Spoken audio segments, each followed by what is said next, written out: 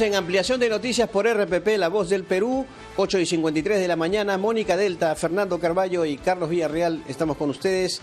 Y ahora vamos a conversar con la ex ministra de Educación, Marilu Martens. ¿Cómo está, señora Martens? Muy buenos días, bienvenida.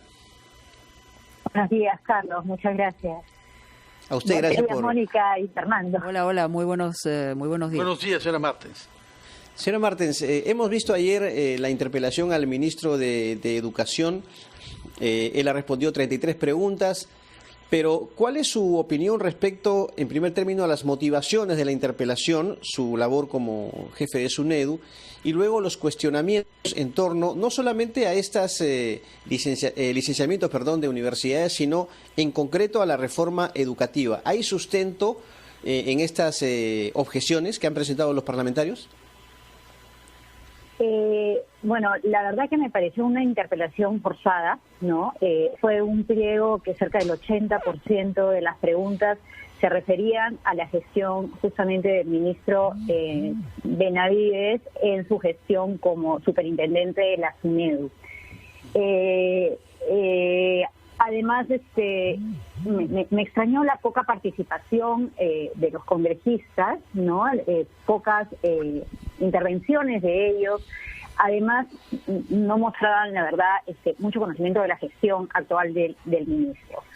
Ahora, lo que sí es importante es destacar, los 6 años que ha cumplido ya la ley universitaria, los 6 años en los que se ha venido mejorando la calidad educativa de la educación superior e hitos importantes, ¿no?, que se hicieron a partir de esta ley.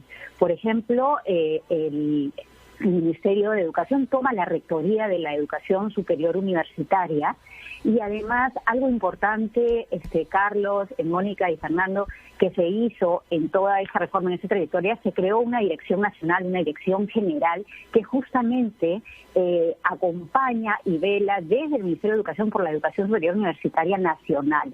A partir de esta educación, de esta dirección, lo que se hace en el ministerio es justamente ver las necesidades que hay en cada una de nuestras universidades nacionales y acompañarlas. Se les acompañó en ese proceso de licenciamiento a partir de transferencias que se les hizo para que justamente pudieran cumplir las condiciones básicas, y se crea la SUNEDU.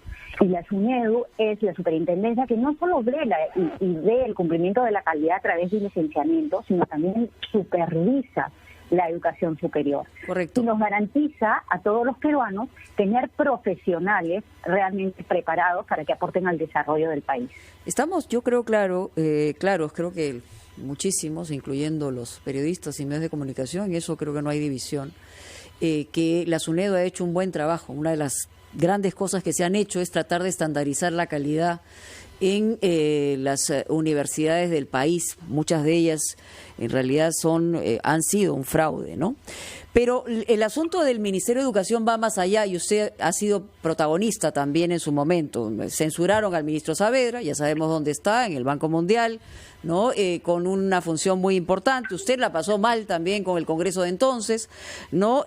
A la exministra Flor Pablo la quisieron censurar también. Bueno, al final salió librada. Entonces, quiere decir que es un apetito político de parte del Congreso, pero no solamente del anterior, ¿no?, a donde se está apuntando permanentemente, mientras que va en desmedro absoluto de lo que es impartir la educación en el país. O sea, ¿por qué hay tanta inestabilidad en el tema de los ministros de educación? Porque esto es una cosa que nos sorprende a todos, ¿no?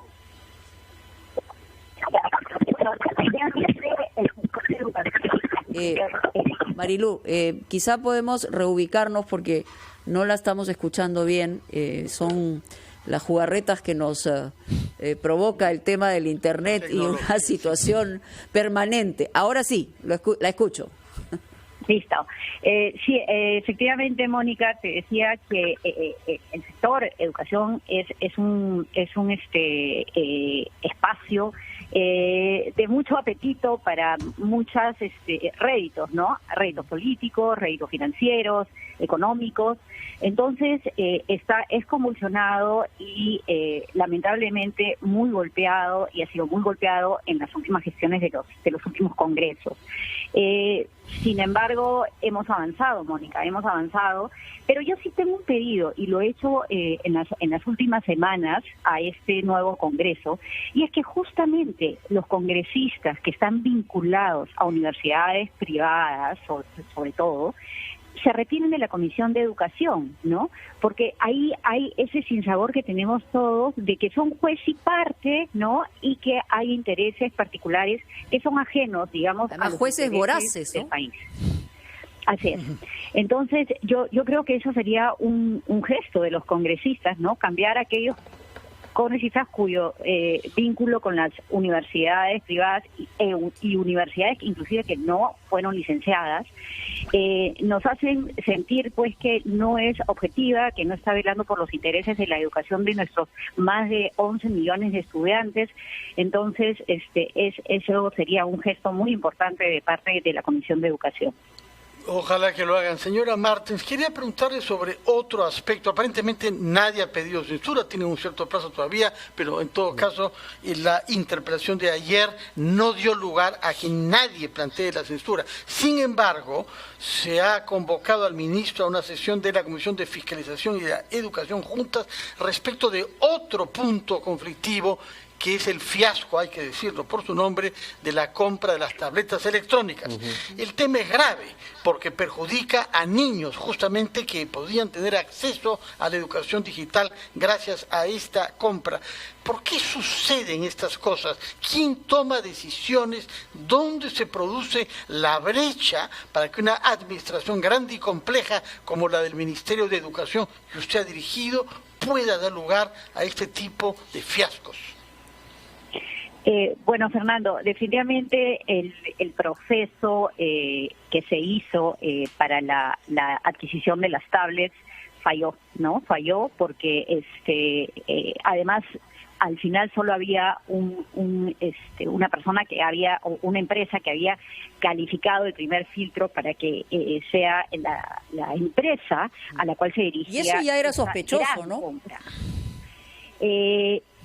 Esa es la parte, digamos, que sería bueno que, a pesar de que el ministro ha salido y ha dicho que esto se ha hecho inclusive de manera concurrente con la Contraloría, sí sería interesante saber cómo puede ser que en un proceso tan grande no solo haya una persona una empresa que califique. Entonces, sí se perjudica la educación. Nosotros necesitamos acelerar sobre todo esa deuda que tenemos como país, que es la educación rural, ¿no? En la educación rural es el 30% de la matrícula del Perú, y podemos ver en los logros alcanzados, en los aprendizajes de los estudiantes, que si ya como país estamos mal, en la educación rural estamos muy mal. Entonces, sí, el ministro, ha salido en diferentes ocasiones y ha explicado esto. Si lo tiene que explicar una vez más, que lo explique y que diga además qué se está haciendo para poder cerrar esa brecha, para poder levantar ese error que hubo en el proceso de la compra de estas tablets. Y también sería interesante que se diga cuál es la propuesta pedagógica atrás de las tablets, ¿no? Porque no solo se trata de poder distribuir instrumentos, sino que tengan una propuesta pedagógica. Pero, señora Martens, disculpe. Internet, que es muy importante. Buenísimo sería poder democratizar el Internet a justo las zonas rurales. Sin embargo, lo que yo quería decir es, y porque también lo he vivido, estas citaciones de las diferentes comisiones del Congreso a un ministro, la verdad que quitan muchísimo tiempo, y estamos ya en ese periodo de emergencia, de atender esta emergencia, y yo sí haría ese pedido, ¿no? O sea, si bien el ministro ha ido en reiteradas ya oportunidades y 3 o 4 veces. Caserito ya. Exacto. Que dejen trabajar al Ministerio de Educación, y más bien que aporten a ese trabajo, ¿no? Señora Martens, muy concreto nada más. Ayer justamente escuchábamos que este tema de la compra frustrada de las tablets lo desacreditaba al ministro para ejercer el cargo. ¿Llega a ese extremo? Bueno, siempre el ministro como cabeza tiene responsabilidad política, ¿no? Siempre tiene responsabilidad política, claro. A pesar de que el ministro sí tiene, digamos, el sustento para decir dónde estuvo el error, ¿no? Y de hecho ha salido y lo ha dicho. Y entonces, en realidad le alcanzaría la responsabilidad política, pero no su oposición, ¿no? Pero no para que salga del ministerio.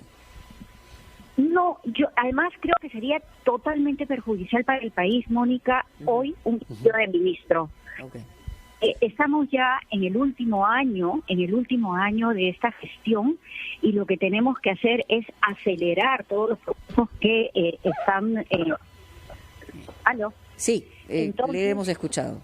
Entonces, si nosotros tuviéramos un cambio de ministro, de ministra en ese momento, lo que haríamos es retrasar esa velocidad que necesitamos, porque definitivamente hay una curva de aprendizaje de quien pueda asumir una cartera, además una cartera tan grande, tan sensible como es la educación. Entonces, yo creo que sería un golpe muy duro al país hoy, un cambio de ministro, que además ha demostrado cuando implementó toda la plataforma de Aprendo en Casa, que tiene agilidad, que tiene reflejos, que tiene equipo, ¿no? Muy bien.